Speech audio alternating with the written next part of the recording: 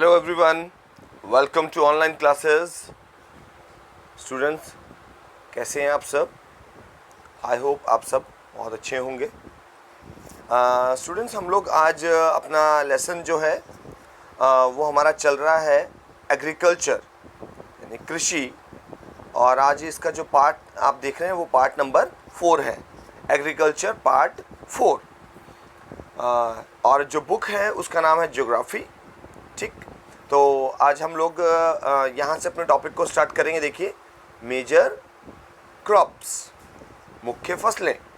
ठीक है, तो कौन कौन सी हैं मुख्य फसलें? ठीक है, आइए देखते हैं। A large variety of crops are grown to meet the requirement of the growing population, यानी कि बहुत सारी किस्म की अलग अलग फसलें उगानी पड़ती हैं। ठीक है, बढ़ती आबादी की ज़रूरतों को पूरा करने के लिए। Crops also supply raw materials for agro based industries.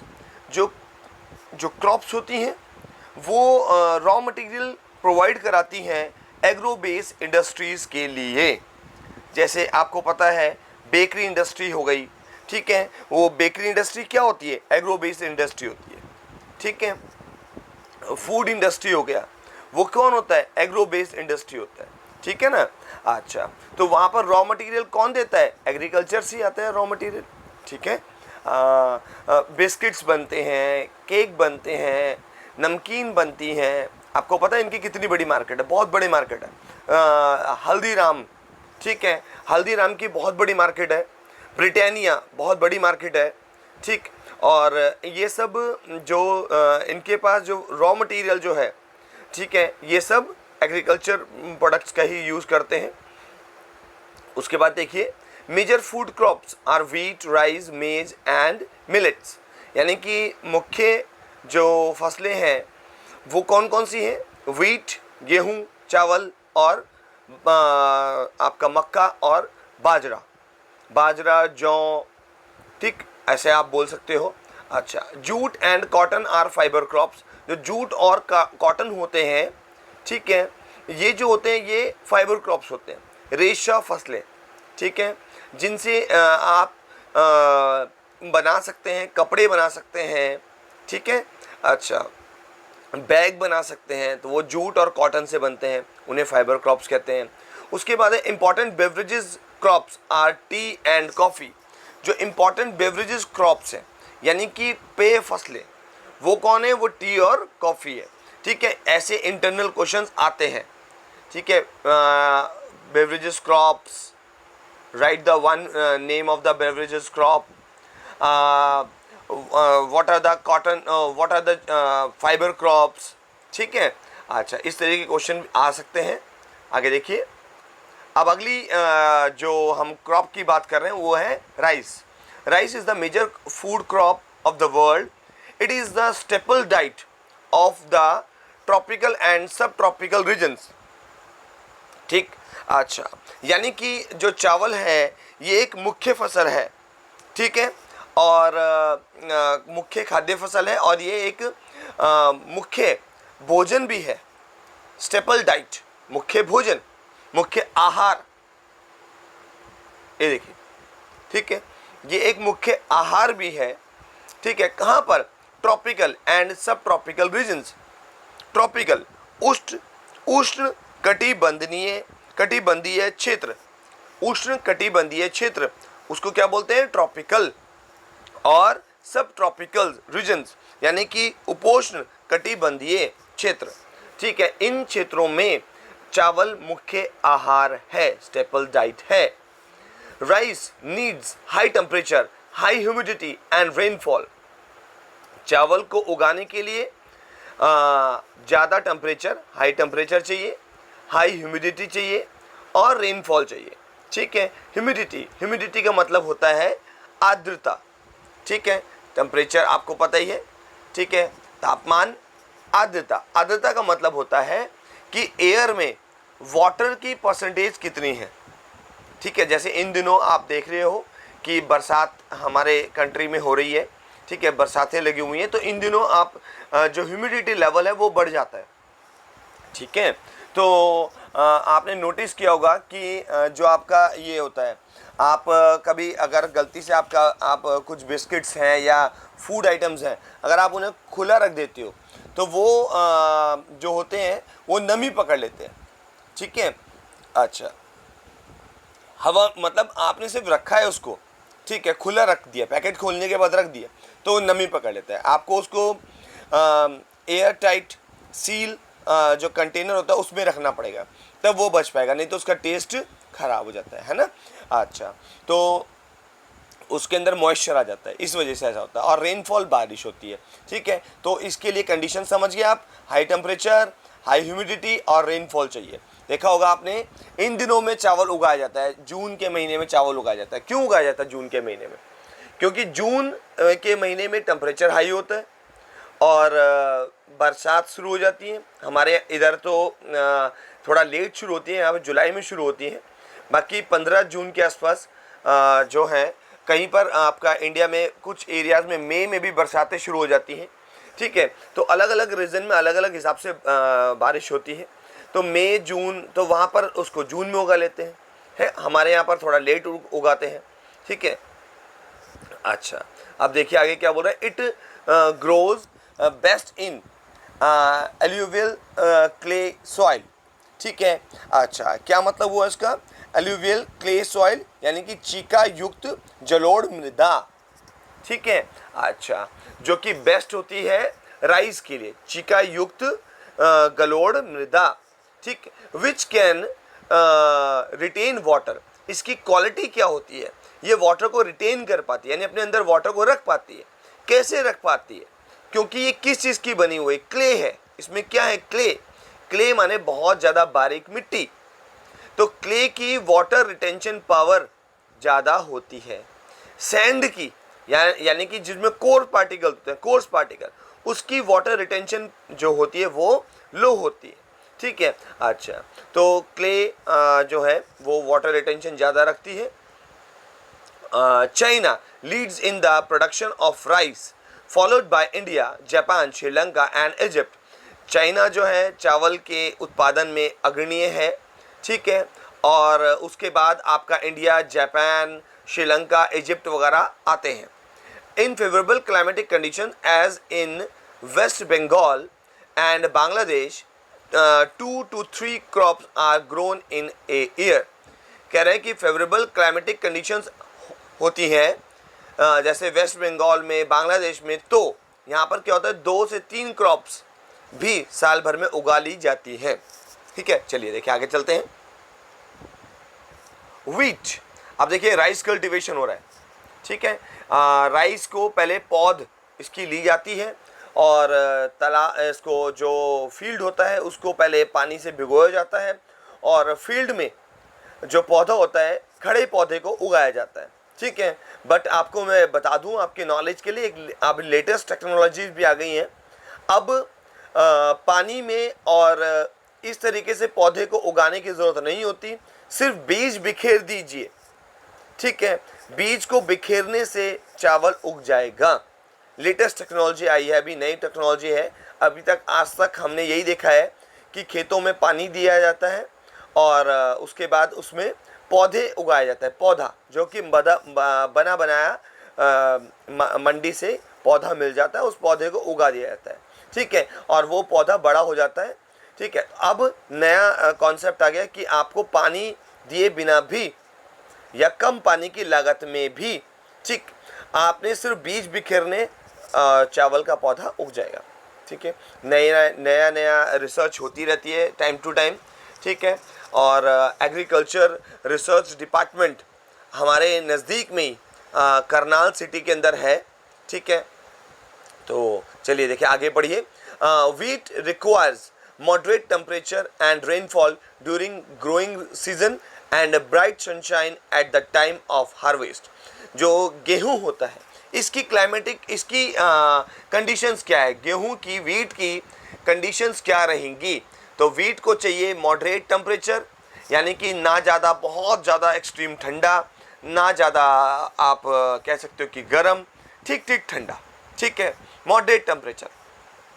और रेनफॉल भी चाहिए, हल्का हल्का बारिश, ठीक है। और ये तो इसको जब ये ग्रो कर रहा होता है उस टाइम पे चाहिए होता है, ठीक है। अच्छा, जैसे आपने देखा होगा इसको कब उगाते हैं, गेहूं को उगाया जाता है नवंबर और इस मंथ के आसपास उगाया जाता है गेहूं को। तो उन दिनों क्या होता है, ज़्यादा ठंडा नहीं होता, ठीक ठीक ठंडा होता है, और हल्की, क्योंकि सर्दियों की शुरुआत हो रही होती है तो बारिश भी पड़ती है, तो बारिश पड़ने से ही सर्दियां आती हैं, ठीक है। तो सर्दियां हो जाती हैं, और जब गेहूं कट रहा होता है तो उन दोनों मार्च और अप्रैल का मंथ होता है, तो उन दिनों क्या होता है, ब्राइट सनशाइन होती है, बहुत ज़्यादा धूप निकल रही होती है। तो हार्वेस्टिंग का मतलब होता है जब फसल को काट रहे होते हैं तो उसको बोलते हैं हार्वेस्ट, ठीक है। It thrives best in well drained Lumi soil, ठीक है। अच्छा, तो क्या बोलता है कि ये पनपता है, यानी कि ये उगता है, ठीक है। कहाँ उगता है, जलोढ़ मृदा में, ठीक। अच्छा, wheat is grown extensively in USA. जो वीट है वो USA, Canada, Argentina, Russia, Ukraine, Australia and India, इन सब देशों में उगाया जाता है, ठीक है। In India it is grown in winter, हमारे देश में कब उगाया जाता है, विंटर में उगाया जाता है, ठीक है। मैंने आपको जो अभी कंडीशन बताई थी कि नवंबर में और मार्च और अप्रैल के मंथ में इनको काटा जाता है, यानी हार्वेस्ट किया जाता है, ये कंडीशंस मैंने आपको इंडिया की ही बताई है, ठीक है। अच्छा, क्योंकि हम लोग तो इंडिया में ही देख रहे हैं ना कि कैसे उगाते हैं, कैसे देखते हैं, तो हमें भी कंडीशंस भी इंडिया की ही मैं आपको बता रहा हूँ। अच्छा, देखिए अब आगे देखिए वीट हार्वेस्टिंग। अब आप देखिए यहाँ पर वीट यानी गेहूं की कटाई हो रही है, हार्वेस्टिंग का मतलब कटाई करना। तो आजकल हार्वेस्ट करने के लिए बहुत बड़े बड़े ह्यूज मशीन्स आ गई हैं, उनसे कटाई होती है। देखिए कटाई मशीन से हो रही है। मिलेट्स यानी बाजरा, ठीक है। अच्छा, they are also grown as coarse grain and can be grown on less fertile and sandy soils. ये कोर ग्रेन होती है, यानी कि इसके जो दाने होते हैं वो बड़े होते हैं, ठीक है। अच्छा, इसको कोर्स ग्रेन कहा जाता है।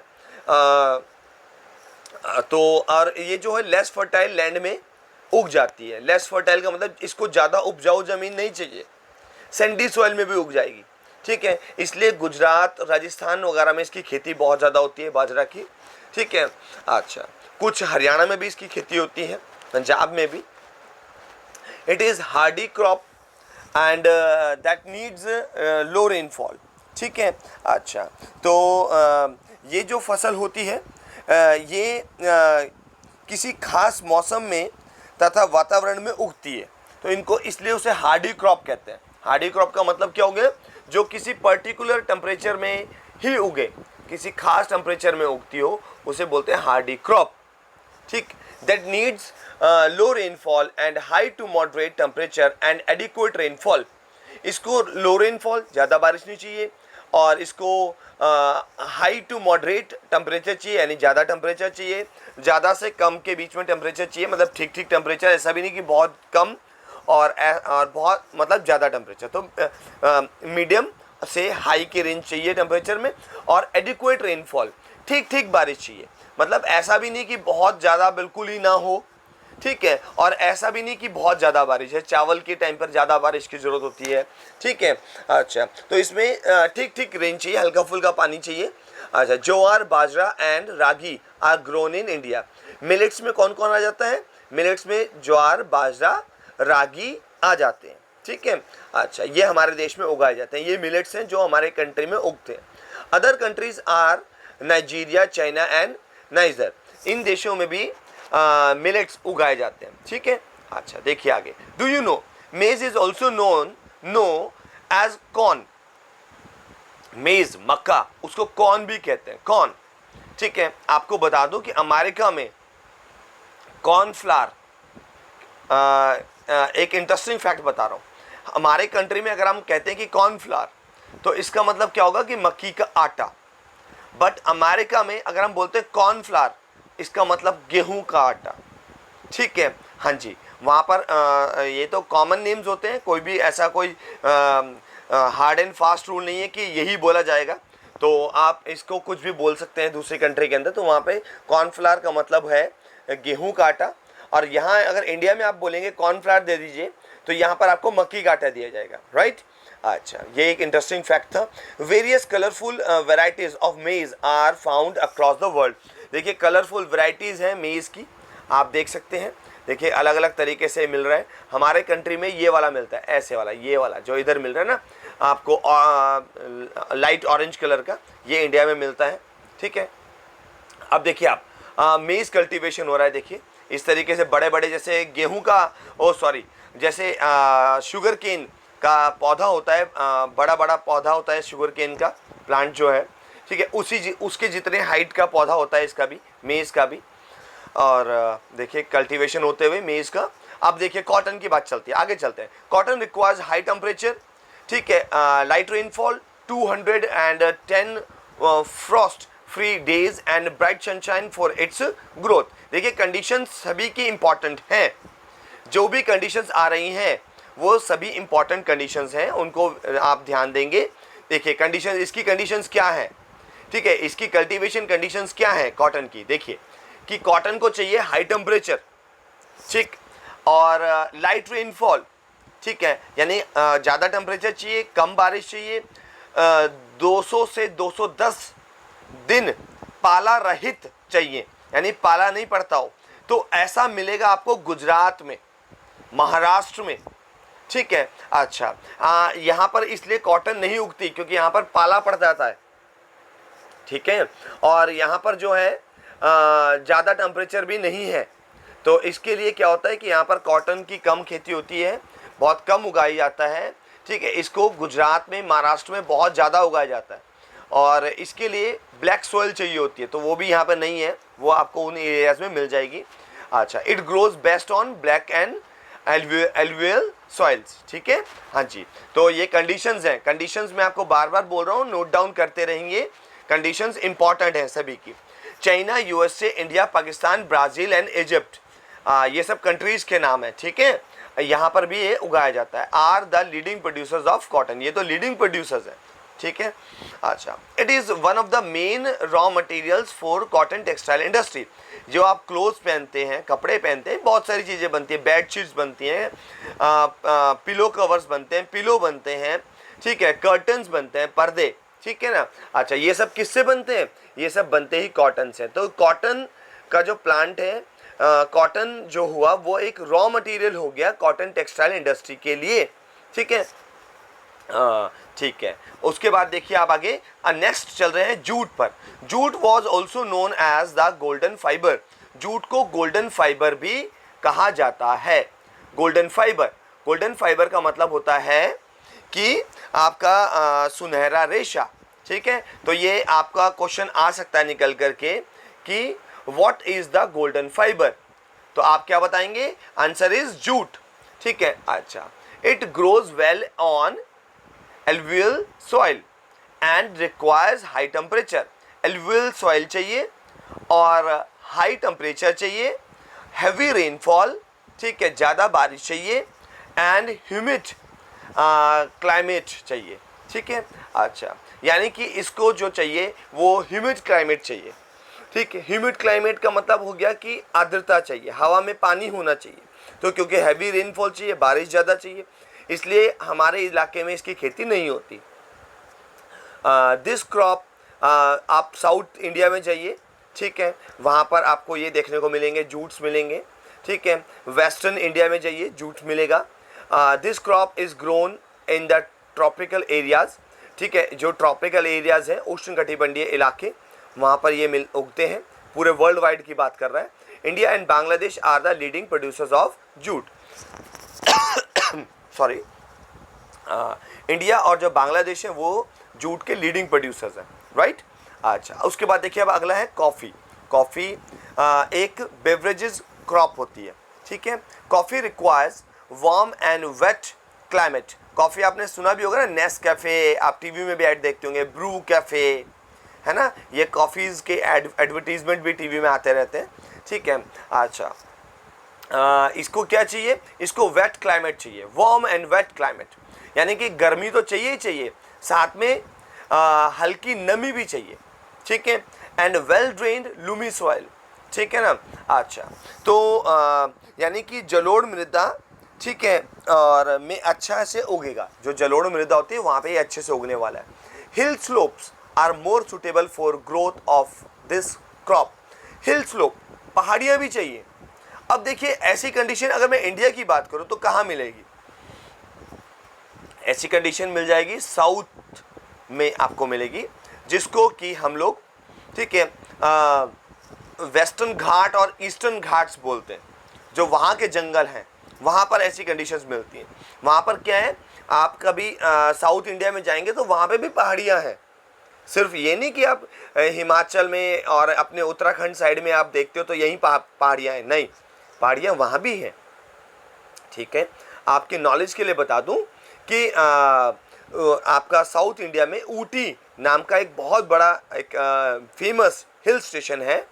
ठीक है, और जो मोस्ट ऑफ द आप मूवीज़ देखते हो, ठीक है, उनकी शूटिंग्स वगैरह वो वहीं हो रखी होती हैं, ऊटी के अंदर ही होती है।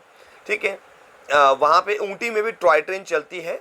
जैसे आप शिमला में चलती है टॉय ट्रेन, वैसे ऊटी में भी चलती है। तो वहाँ पर आपको कॉफ़ी के आपको बागान मिल जाएंगे कॉफ़ी के। तो ये पहाड़ी इलाकों में उगता है, मतलब थोड़ी सी से स्लोप चाहिए। ठीक, और तो गर्मी भी होनी चाहिए, थोड़ा थोड़ा गर्म भी चाहिए, वार्म यानी कि हॉट नहीं, वार्म चाहिए यानी कि हल्का हल्का गर्म। तो और वेट, बारिश तो यहाँ होती रहती है क्योंकि पहाड़ी इलाके हैं। ठीक है, अच्छा, तो उसके बाद क्या बोलता है, Brazil is the leading producer followed by Colombia and India. Brazil coffee का लीडिंग प्रोड्यूसर है इन द वर्ल्ड। उसके बाद कोलंबिया और इंडिया भी है, यहाँ पे भी उगाया जाता है। उसके बाद देखिए आप कॉफ़ी प्लांटेशन, यहाँ पर कॉफ़ी प्लांटेशन हो रही है। देखिए इसके अंदर रेड कलर की बेरीज निकलती हैं, इनको सुखाया जाता है। ठीक है, और इन को सुखाने के बाद अच्छे से फिर जब ये ड्राई हो जाती हैं तो इनको पाउडर फॉर्म में कन्वर्ट कर लेते हैं। ठीक है, तो कॉफ़ी बन जाता है। ठीक है, अच्छा, उसके बाद देखिए interesting fact, who discovered the coffee plant. Coffee plant को किसने डिस्कवर किया? देखिए अब आप, there are different versions about the discovery of coffee. काफ़ी सारे मतलब बातें हैं कॉफ़ी की खोज को लेकर के। In about AD 8050 Kaldi an Arab goat herder. Kaldi ने, जो कि एक अरब के गॉट हार्डर थे, यानी कि आप जो बकरियों को चराते हैं वो थे। तो who was puzzled by the queer antics of his flock, tested the berries of the evergreen bush on which the goats were feeding. तो उन्होंने खुद खा के देखा और उन्हें बहुत ही अच्छा महसूस हुआ। किसको खा के देखा? खा के देखा उन दानों को, उन बीजों को जिनको कि उनकी बकरियां खाया करती थीं। ठीक, तो जब उन्हें खाने के बाद उन्हें बहुत अच्छा महसूस हुआ। क्योंकि कॉफ़ी तो होता ही है, कॉफ़ी को पीने के बाद कॉफ़ी का जो टेस्ट होता है आपको बड़ी अच्छी फीलिंग आती है। ठीक है, और एक कॉफ़ी पीने के बाद, क्योंकि कैफ़ीन होता है उसके अंदर, कैफ़ीन एक ऐसा कंटेंट होता है जो आपकी बॉडी को स्टिमुलेट करता है। स्टिमुलेट करने का मतलब है आपके ब्लड सर्कुलेशन को बढ़ा देता है कैफ़ीन, जो कि चाय में भी होता है। ठीक है, हालांकि ज़्यादा मात्रा नहीं लेनी चाहिए। ठीक है, बट थोड़ी बहुत मात्रा में ले भी सकते हैं, ऐसा नहीं है, क्योंकि मेडिसिन्स में भी ऐड किया जाता है कैफ़ीन। तो एक दवा के रूप में आप इसको मान लीजिए, दवा के रूप में इसको लिया जा सकता है। ठीक है, अच्छा, तो बहुत ज़्यादा मात्रा में नहीं, इसका मतलब हैबिचुअल भी नहीं होना चाहिए, वो तो किसी भी चीज़ का नहीं होना चाहिए, चाहे कॉफ़ी या टी का ही हो या वाइन का ही क्यों ना हो, हैबिचुअल किसी भी चीज़ का नहीं होना चाहिए, राइट। अच्छा, देखिए, तो जब उन्होंने टेस्ट किया तो उन्हें बहुत अच्छा लगा, क्योंकि वो अपनी रेगुलरली अपनी जो बकरियां थी उन्हें खाते हुए देखते थे। On experiencing a sense of acceleration he proclaimed his discovery to the world. जब उन्हें बहुत अच्छा लगा तो उन्होंने अपनी डिस्कवरी के बारे में पूरी दुनिया को बताया। ठीक है, अच्छा, तो अब देखिए आगे चलते हैं, टी की बात करते हैं। T is a beverage crop grown on plantations. ठीक है, इसके भी पौधे लगाए जाते हैं और ये भी एक बेवरेजेस क्रॉप है जो टी होता है।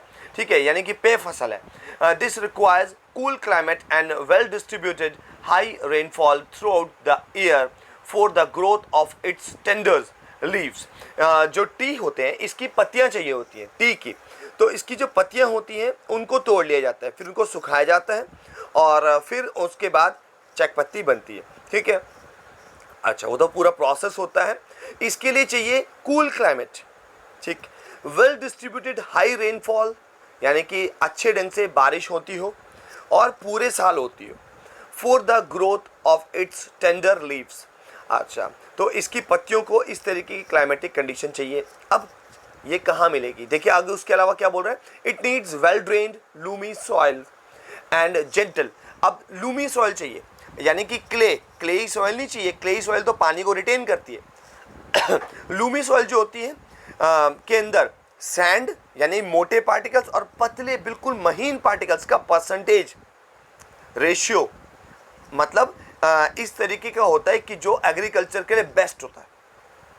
ठीक है, अच्छा, यानी पानी को रख भी पाता है और पानी को निकाल भी देता है। जितना पानी जरूरत होगा रख भी लेगा, पानी को रिटेन भी कर लेगा, बारिश पड़ेगी तो पानी रहेगा भी मिट्टी के अंदर और पानी चला भी जाएगा। बिल्कुल रेत की तरह भी नहीं कि पानी को रोक ना पाए, सारा पानी बह जाए, उसे बोलते हैं सैंडी सॉइल। क्लेई सॉइल जिसके अंदर पानी जो होता है वो रुक जाता है। ठीक है, अच्छा, अब देखिए चावलों के लिए क्लेई सॉइल चाहिए तो वहाँ पर क्ले होगा, क्लेई सॉइल से काम चलेगा। लूमी सॉइल जिसके अंदर मोटे पार्टिकल्स यानी कोर्स पार्टिकल्स यानी सैंड की परसेंटेज भी होती है और क्ले की परसेंटेज भी होती है, दोनों की परसेंटेज बराबर बराबर होते हैं, तो वो लूमी सॉइल, उसमें यानी कि दोनों का रेशियो है। तो ऐसी सॉइल चाहिए होती है टी के लिए। It needs well drained Lumi soil and gentle slopes. ठीक है, इसके लिए पहाड़ियाँ भी चाहिए, स्लोप्स चाहिए। तो ऐसी कंडीशंस मिलती हैं दार्जिलिंग में। दार्जिलिंग जो है असम में, दार्जिलिंग में। ठीक है, दार्जिलिंग पड़ता है वेस्ट बंगाल में, ये वर्ल्ड फेमस है टी के लिए।